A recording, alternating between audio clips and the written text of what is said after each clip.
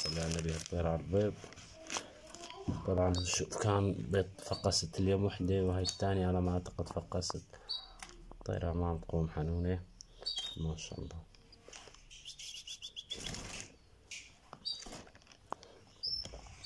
في واحد تاني فقس يمكن على ما أعتقد تحته شوي بس. ممكن. اللهم صل على النبي. هذا فقس الثاني كمان عم يفقس جديد.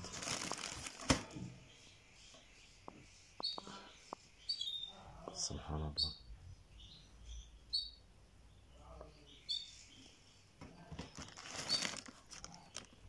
هذا طلعوا أول يوم أول لحظة خروجه من البيضة، يعني هاي أول لحظة للطير.